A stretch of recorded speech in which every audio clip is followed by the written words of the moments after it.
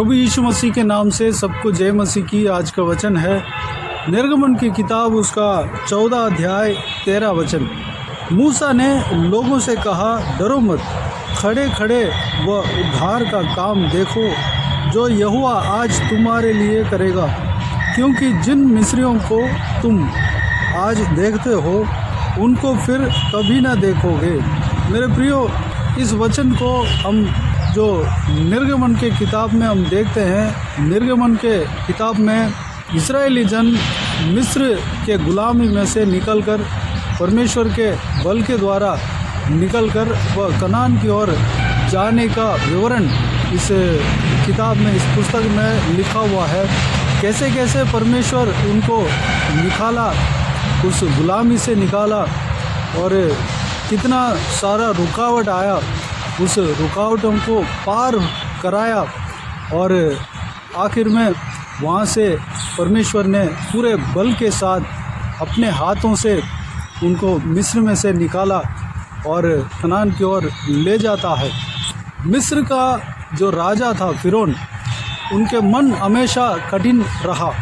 वह इज़राइलियों को गुलामी बनाकर रखना चाहता था, कई सारे काम कराता था। इज़राइली जन बहुत दबाव में हो गए थे। मिस्री देश का राजा जो है इज़राइलियों को छोड़ना नहीं चाहता था।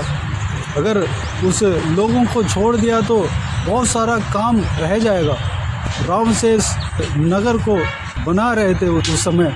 अगर इज़राइली जन निकल जाएंगे तो वह नगर नहीं बन पाएगा। इसलिए फिरौन जो है उनको नहीं छोड़ना चाह रहा था। इज़राइली जन जो है परमेश्वर का जन है, परमेश्वर से चिल्ला उठे और इस गुलामी से छुटकारा पाने के लिए प्रार्थना किया था, छुटकारा के लिए प्रार्थना किया था। उस प्रार्थना को सुनकर परमेश्वर उनको इस गुलामी से निकाला। जो राजा जो है इज़राइलियों को नहीं छोड़ रहा था, उस राजा के सामने बहुत सारा अद्भुत काम परमेश्वर ने करा। लोगों ने ये समझा था कि फिरौन जो है, उस फिरौन का आदेश ही फाइनल है, उसका आदेश को कोई नहीं तोड़ पाएगा, वो अगर चाहे तो कुछ भी कर सकता है, इस तरह की सोचा है। लेकिन परमेश्वर उस पावरफुल राजा को ज़ीरो कर दिया। उस पावरफुल राजा को उनके सामने परमेश्वर अपना सामर्थ्य को दिखाया और इज़राइलियों को वहाँ से निकाला और कनान की ओर ले जाता है। मार्ग में फलिस्तियों के देश की ओर अगर जाने से कनान देश जो है बहुत ही नज़दीक पड़ना था, बहुत ही जल्दी जाके पहुँचना था। लेकिन फलिस्तियों के देश के ओर से जब जाएंगे तो पक्का लड़ाई झगड़ा होगा, युद्ध होगा। उस युद्ध को देखकर इज़राइली जन थक जाएंगे और उल्टा फिर जाएंगे, दोबारा मिस्र के गुलामी में जाके फंस जाएंगे। इसलिए वह जंगल के रास्ते में जाने को कहा। परमेश्वर ने एक लीडर बनाकर, उस लीडर का नाम जो है मूसा के द्वारा जो है इज़राइलियों को जंगल के रास्ते से घूमकर कनान देश में जाने के लिए कहा। जब कनान देश की ओर जा रहे थे, जंगल के मार्ग में लेकर जा रहे थे, सुकोत में जा रहे थे, तब सामने समुद्र आया। पीछे फिरौन और उनके सेना जो है पीछा करते हुए आ रहे थे। फिरौन का मन कठोर हो गया था, वह इज़राइलियों को छोड़ना नहीं चाहा, इज़राइलियों को दोबारा वापस लेकर आने के लिए पीछा कर रहा था। उनका सेनाओं के साथ, पूरे रथों के साथ पीछा कर रहा था। इज़राइली जन जो परमेश्वर के दास मूसा के ओर चिल्ला उठे, वह डर गए थे। मूसा ने कहा, डरो मत, खड़े खड़े वह उद्धार का काम देखो जो यहोवा आज तुम्हारे लिए करेगा, क्योंकि जिन मिस्रियों को तुम आज देखते हो उनको फिर कभी ना देखोगे। मेरे प्रियो, जिस तरह इज़राइलियों को मूसा के द्वारा परमेश्वर ने कहा तुम डरो मत, ठीक उसी तरह जिस तरह परमेश्वर ने वाचा दिया, उसी तरह सामने जो लाल समुद्र था, दो भाग हुआ और लाल समुद्र को सारे इज़राइली जन, तकरीबन 6 लाख पुरुष थे और उनके पत्नियां और बच्चे और उनके साथ कुछ लोग मिस्री लोग भी उनके साथ हो लिए थे। वो सारे जन तकरीबन 23 लाख कह सकते हैं, इतना सारे लोग भेड़ बकरियों के साथ उस लाल समुद्र को पार हुआ। परमेश्वर ने लाल समुद्र को 2 भाग किया और ज़मीन को सूखा दिया। दोनों तरफ दीवार की तरह पानी खड़े हुए थे, इजरायलियों को रास्ता दे रहे थे। इजरायली जन उस रास्ते के द्वारा उस समुद्र को पार हुआ और मिस्री जो फिरौन और उनके सेना इस तरह मन में सोच कर आ रहे थे, इन लोगों को छोड़ना नहीं है और इनको पकड़कर दोबारा मिस्र के गुलामी में लेकर जाना है। इस तरह मन में सोचकर वह लोग आ रहे थे, लेकिन परमेश्वर इजरायलियों के लिए यानी कि अपने जनों के लिए लड़ा। जो फिरौन और उनके सेना जो है बहुत पावरफुल माना जाता था, इनके रथ जो है बहुत ज़्यादा थे, इनके रथ जो है माना हुए थे, उतना बड़ा सेना को परमेश्वर डरा दिया। इजरायलियों को आग का कंबा, बादल का कंबा बनकर उनको चला रहा था, लेकिन फिरौन और उनके सेना जो इजरायलियों के पीछे कर रहे थे, उनके लिए परमेश्वर रुकावट बना। परमेश्वर जो फिरौन और उनके सेना को इजरायलियों के नज़दीक आने नहीं दिया। परमेश्वर आग का कंबा जो कि इजरायलियों के लिए रात में रोशनी देने के लिए आग का कंबा बनकर इजरायलियों के साथ आता था, और बादल का कंबा बनकर दिन में धूप नहीं आना चाहिए इजरायलियों को, इसलिए बादल का कंबा बनकर इजरायलियों के साथ आते थे। लेकिन फिरौन और उनके सेनाओं के लिए दिन में आग का कंबा और रात में बादल का कंबा बनकर उनका फंदा बना और उनको डराया, और फिरौन और उनके सेनाओं को इजरायलियों का नज़दीक आने नहीं दिया, बल्कि उनके रथों का चक्के को खुलवाया और बहुत मुश्किल से वह लोग रथ को चलाकर आ रहे थे। इजरायली जन लाल समुद्र को पार हो गए थे। फिरौन और उनके सेना भी इस तरह सोचकर, मन में सोचकर लाल समुद्र को पार होने के लिए, पार करने के लिए समुद्र के अंदर जैसे ही घुसा, सारा जितने भी फिरौन और उनके सेना घुसे थे, सारे लोगों के ऊपर समुद्र डांप दिया। सारे फिरौन और उनके सेना मर मिटे। मेरे प्रियो, जिस तरह परमेश्वर ने वाचा दिया उस तरह किया भी। यहाँ पर परमेश्वर ने इस तरह कहा, क्योंकि जिन मिस्रियों को तुम आज देखते हो उनको फिर कभी ना देखोगे। जिस तरह परमेश्वर ने कहा उसी तरह हुआ। परमेश्वर ने उसी तरह मिस्रियों को उस लाल समुद्र में डुबाया और मार डाला। इजरायली जन आज़ाद हुए, उस गुलामी से आज़ाद हुए, उस जो शैतानी चीज़ों से आज़ाद हुए। मेरे प्रियो, यहाँ पर 14 वचन में इस प्रकार लिखा है, यहोवा आप ही तुम्हारे लिए लड़ेगा, इसलिए तुम चुपचाप रहो। इजरायली जन लड़े नहीं थे, चुपचाप जो परमेश्वर ने कहा, परमेश्वर ने अपने दासों के द्वारा कहा, जो भी आदेश मिला ठीक उसी तरह वो चलते हुए जा रहे थे। बाकी सारे काम परमेश्वर ने किया। परमेश्वर ने इजरायलियों के लिए लड़ा। मिस्र देश का जो राजा था फिरौन और उनके सेना, जो पावरफुल सेना माना जाता था, उनके खिलाफ परमेश्वर ने लड़ा, उनको मार डाला। वह इजरायलियों का पीछा कभी नहीं कर पाया, वह लोग जिंदा नहीं रहा। मेरे प्रियो, आज ये वचन हमारे लिए है। परमेश्वर कहता है, मत डरो, डरो मत, खड़े खड़े वह उद्धार का काम देखो। हमें डरने का कोई आवश्यकता नहीं है। इस तरह इजरायलियों के साथ परमेश्वर था। आग का कंबा, बादल का कंबा बनकर परमेश्वर उनके संग संग चला, उनके साथ साथ चला। उनको धूप लगने नहीं दिया, उनको ठंडी लगने नहीं दिया, बल्कि उनके आगे भी और पीछे भी वह एक पायलट बनकर, एक सुरक्षा बनकर वो जा रहा था। ठीक उसी तरह हमें भी परमेश्वर संभालेगा। हमें भी इस तरह कहते हैं कि मत डरो, खड़े खड़े वह उद्धार का काम देखो। परमेश्वर आपके लिए लड़ेगा। क्या आपके पीछे शैतानी चीज़ भगा रहा है, आपके पीछे हो रहा है, या आपके पीछे कोई पाप पीछा कर रहा है, आपको छोड़ नहीं रहा है? परमेश्वर उस पाप से छुटकारा देगा। क्या कोई मुश्किल परिस्थिति आपका पीछा कर रहा है, आपको छोड़ नहीं रहा है, और आप उसके डर के मारे उससे डर कर आप भागना चाह रहे हैं, मेरे प्रियो मत डरो, परमेश्वर आपके साथ है। सारा जो परिस्थिति है, सारा जो शैतानी काम है जो कि आपका पीछा कर रहा है, उस शैतानी काम को, उस परिस्थिति को आप कभी नहीं देखोगे, पूरी तरह परमेश्वर मिटा डालेगा। वैसे ही आपके साथ परमेश्वर अभी मौजूद है। उस कठिन परिस्थितियों को, उस पाप को, उस गुलामी को, उस गुलामी करने वाले चीज़ को, उस शैतानी चीज़ को आपके नज़दीक आने नहीं दिया, आपके नज़दीक आने नहीं देगा। आज तक आने नहीं दिया और आने वाला समय में भी आने भी नहीं देगा।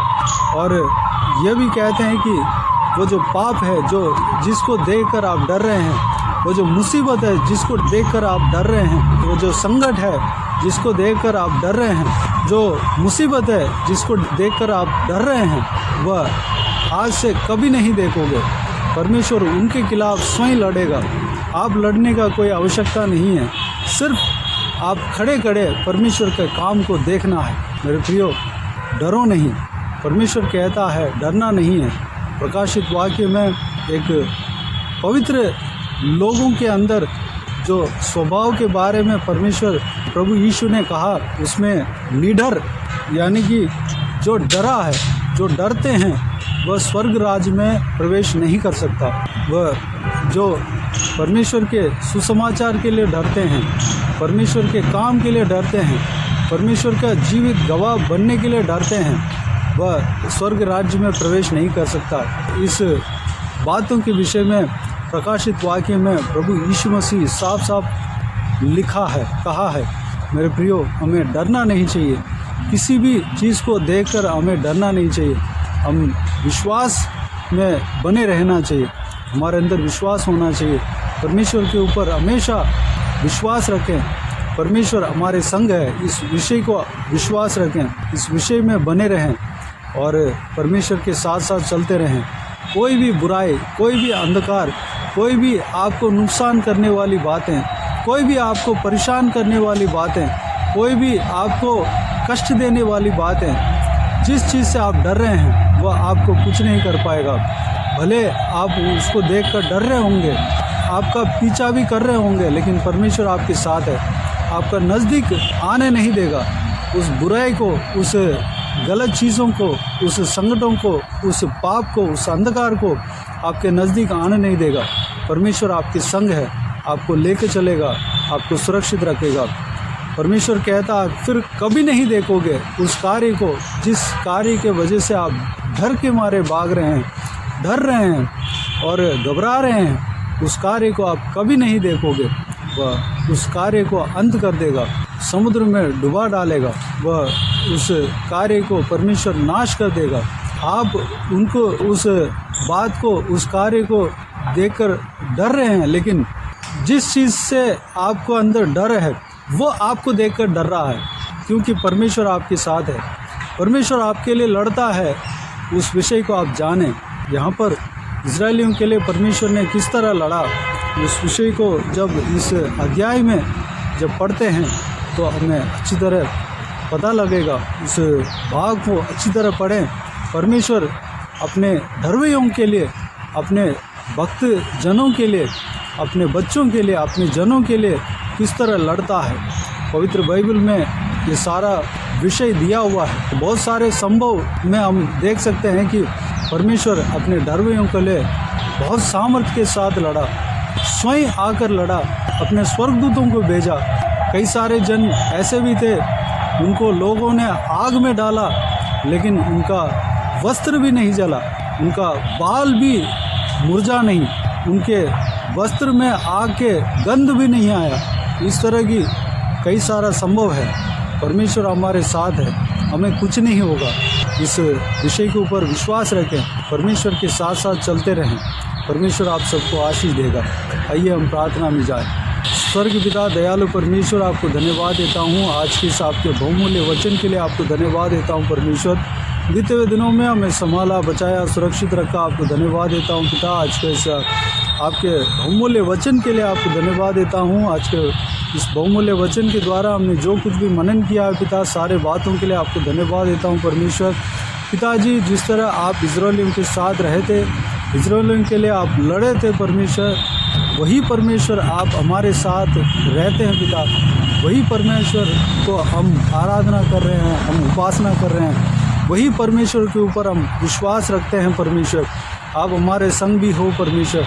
अगर आप हमारे संग हो तो परमेश्वर हमारे खिलाफ कोई भी हानि नहीं आ पाएगा, कोई भी बुराई हमारे नज़दीक नहीं आ पाएगा, कोई भी फंदा हमारे नज़दीक नहीं आ पाएगा परमेश्वर। हमें सुरक्षित रखेंगे। आपको धन्यवाद देता हूँ परमेश्वर। सारा व्यूअर्स के साथ आप रह रहे हैं, आपको धन्यवाद देता हूँ परमेश्वर।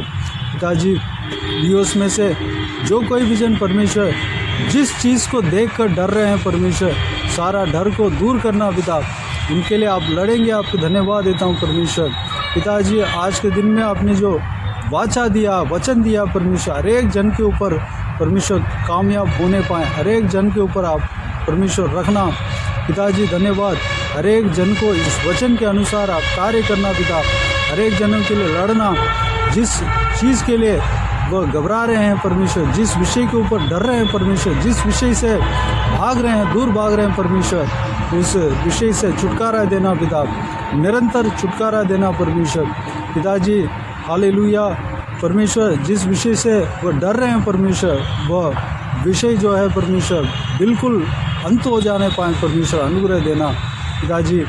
हालेलुया, अनुग्रह देना पिता, विश्वास में आगे बढ़ाना परमेश्वर, उनके जीवन में कार्य करना पिता। धन्यवाद देता हूँ परमेश्वर। पिताजी, आप उनके लिए लड़ रहे हैं परमेश्वर, इस बात को जानने पाएँ, समझने पाएँ, विश्वास करने पाएँ परमेश्वर। आप उनके संग हो पिता, इस बात पर विश्वास करने पाएँ पिता। आप उन्हें परमेश्वर, हम सबको परमेश्वर कभी नहीं छोड़ोगे, कभी नहीं त्यागोगे, इस बात पर हम विश्वास रखने पाएँ पिता। अनुग्रह देना, हम आपके साथ साथ चलते रहने पाएँ, आप जो कहते हैं परमेश्वर वैसे हम करते रहने पाएँ। हमें परमेश्वर, अगर हम हालेलुया, हम परमेश्वर, हम सिर्फ प्रार्थना करना है, आपके बहुमूल्य वचन को पढ़ना है, आपका अद्भुत काम को हम समझना है परमेश्वर। आप अपने धर्मियों के लिए, अपने जनों के लिए किस तरह आप लड़ते हैं, इस बात को हम जानना है परमेश्वर। उसके लिए हम अच्छे से आपको बहुमूल्य वचन को पढ़ने के लिए अनुग्रह देना पिता। धन्यवाद देता हूँ परमेश्वर। सारा व्यूअर्स को संभालना आपके हाथों में सौंपते हैं, सुरक्षित रखना पिता। हालेलुया, हर एक बुराई चीज़ से छुटकारा देना, हर एक गलत चीज़ों से, पाप से जो कि उनके पीछा कर रहा है, सारे चीज़ों से छुटकारा देना पिता, अंधकार से छुटकारा देना पिता, सुरक्षित रखना, आशीष देना। आपके हाथ हमेशा हर एक के ऊपर बने रहने पाए, अनुग्रह देना। बाकी सारे बातों का आपके हाथों में सौंपते हैं परमेश्वर। जो कोई भी जन इस वीडियो को देख रहे हैं, उन सभी का जीवन में कार्य करना पिता। अगर कोई भी परमेश्वर जन बीमार हो, उन सबको आपके हाथों में सौंपते हैं पिता। उन्हें छूना, चंगा करना, तो यीशु मसीह के नाम से चंगा होने पाए।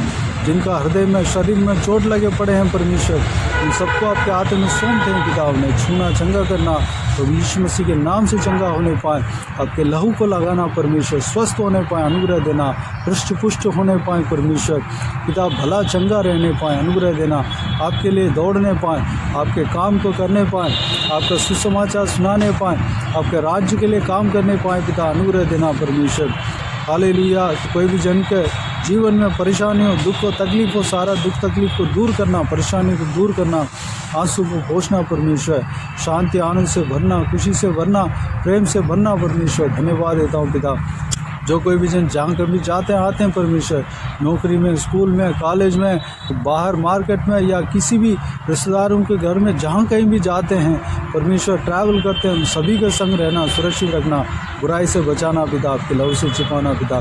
बाकी सारे बातों का आपके हाथों में सौंपते हैं, हर एक के ऊपर आपके हाथ हमेशा बने रहने पाएँ, अनुग्रह देना। सारा जलाल, आदर, महिमा, जलाल आपको मिलते रहे। सारा दुआ प्रार्थना को प्रभु यीशु मसीह के नाम से मांगते हैं, सुनो और ग्रहण कर। आमीन आमीन। प्रभु यीशु मसीह के नाम से प्रभु यीशु मसीह का आशीष और अनुग्रह हम सभी के ऊपर बने रहें। आमीन आमीन। मेरे प्रियो, इस चैनल को सब्सक्राइब करें और शेयर करें। अगर किसी को भी प्रार्थना का विषय हो तो डिस्क्रिप्शन में दिए हुए नंबर पर कॉल करके प्रार्थना करा सकते हैं, हम आपके लिए प्रार्थना करेंगे। आप अपने व्यक्तिगत प्रार्थना में हमारे लिए प्रार्थना कीजिए, सेवकाई के लिए, सेवकाई की उन्नति के लिए, सेवकाई में जुड़े हुए हर एक जन के लिए, हर एक आत्मिक उन्नति के लिए, तरक्की के लिए, आत्मिक आशीष के लिए, संसारिक आशीष के लिए, पारिवारिक आशीष के लिए प्रार्थना करें। प्रभु यीशु आप सबको आशीष दे। इस सेवकाई के द्वारा परमेश्वर आपके जीवन में कार्य किया हो वह भी हमें बता सकते हैं, ताकि हम सब मिलकर परमेश्वर को धन्यवाद दे सके, महिमा कर सके। प्रभु यीशु आप सबको आशीष दे। आमीन आमीन।